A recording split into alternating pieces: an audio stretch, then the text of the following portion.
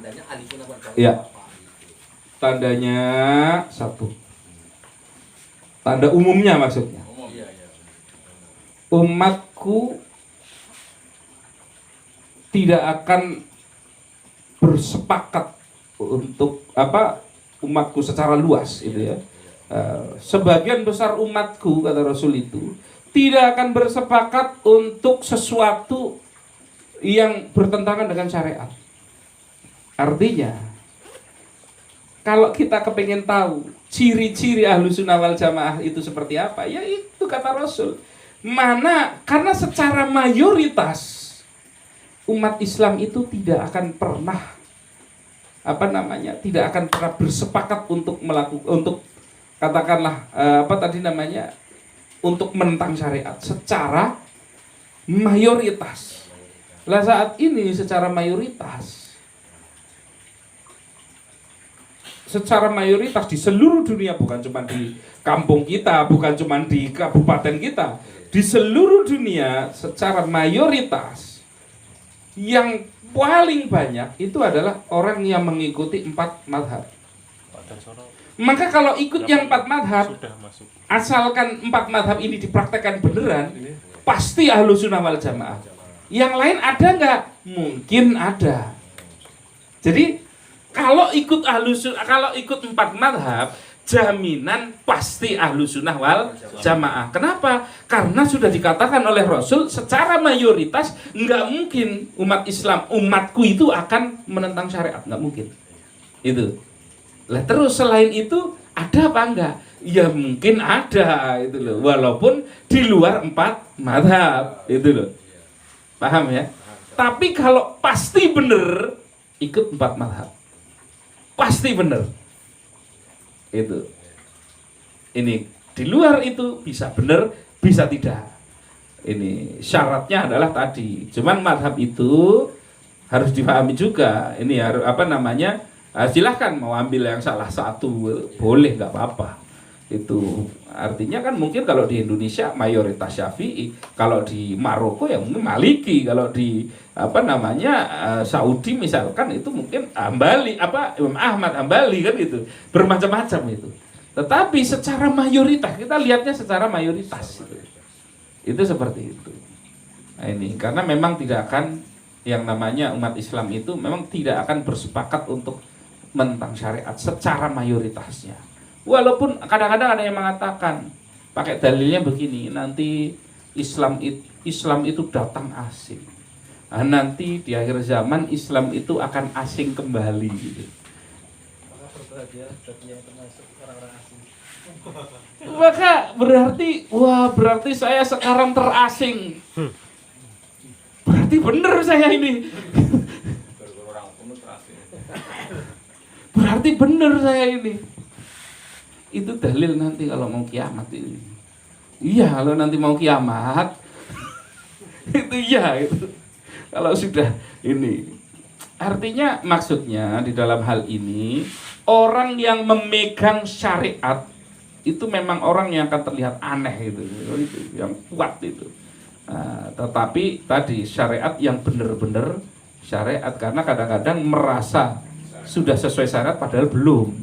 Itu. Inilah pentingnya, makanya saya memang secara khusus saya belajar 4 mazhab plus yang lain. Supaya apa? Bukan untuk debat. Saya dari dulu nggak mau debat. Orang ketika bertanya sesuatu, saya tanya dulu. Anda bertanya seperti itu kenapa? Mau kepingin tahu apa kepingin debat? Kalau pengen tahu tak jelaskan. Kalau mau debat saya nggak ada waktu. Saya secara khusus memang belajar supaya saya bisa memahami perbedaan pendapat di antara saudara-saudara kita. Itu dulu saya terus terang karena saya mondoknya di pondok tradisional NU, terus kemudian ya hampir di NU terus itu. Bahkan saya banyak yang ngira dikiranya saya anti NU. Dikiranya saya nggak suka dengan NU, nggak suka dengan Gus Dur apa. Padahal saya santrinya Gus Dur. Mereka nggak tahu itu. Guru saya Tapi ketika memang secara pola pikir saya melihatnya, loh itu kalau yang kayak gitu liberal, saya tetap harus mengaku kalau itu liberal. Di dalam satu sisi pemikiran, kan orang nggak bener semuanya, salah semuanya, kan begitu. Orang pasti ada. Kalau yang bagus kita ambil, kalau memang ada yang kurang bagus, iya nggak perlu kita ambil, nggak apa-apa. Itu seperti itu. Ini ya, ini jadi makanya bukan cuman ahlus sunnah, tapi ada wal jamaah. Secara jamaah, secara luas, maka yang mayoritas itu pasti benar. Mayoritasnya, tapi bukan di tempat kita dong, di seluruh dunia. Di seluruh dunia yang populer ini pengikut katakanlah pendapat ulama ini yang mana itu, maka itu pasti benar. Itu nanti ada yang nanya lah, itu mazhab kok cuma 4? Kan begitu. Enggak, mazhab itu sebenarnya banyak itu. Banyak gitu. Waktu itu yang terkenal 12. Cuman ya memang banyak pendapat. Salah satunya misalkan saya baca kitabnya juga, berkali-kali saya khatamkan kitabnya, namanya kitab Tadbiul Ghafilin. Itu namanya yang menulis Abu Laits As-Samarkand. Itu karena dia dari Samarkand, Irak gitu ya. Beliau itu imam madhab gitu. Imam madhab itu. Dia punya pendapat sendiri. Dia bukan nggak ikut Syafi'i atau apa, enggak itu. Dia punya madhab sendiri itu. Ya nggak apa-apa, yang seperti itu nggak apa-apa, boleh.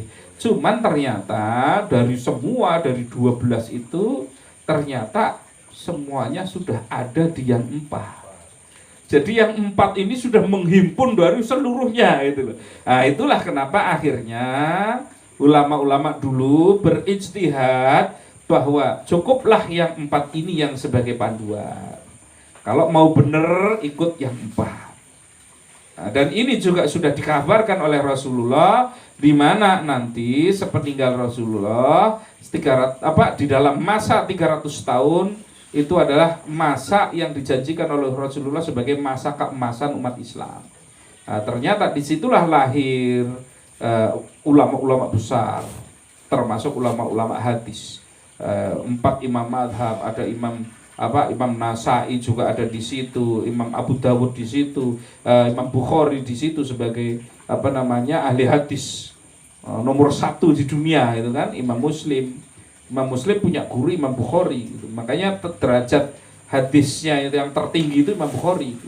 Makanya dikatakan setelah Quran itu yang paling mulia kitabnya itu kitabnya Imam Bukhari itu, Sahih Bukhari itu. Itu seperti itu. Nah ini, itu semua di masa 300 tahun. Itu. Nah, sementara Imam Bukhari, sementara Imam Syafi'i, Imam Bukhari, Imam Muslim, mereka bermadhab Syafi'i. Mereka saja nggak mendirikan madhab, padahal mampu untuk mendirikan itu, tapi tidak bermadhab. Karena apa? Karena buat apa bermadhab? Sudah dipikirkan semua itu. Sudah ada yang pendapatnya sudah lengkap di situ, maka nggak perlu mendirikan yang baru. Ngerti nggih?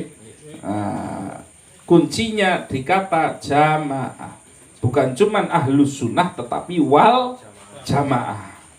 Itulah jamaah itu artinya secara berjamaah umat Islam tidak akan menentang syariat secara jamaah, secara umumnya.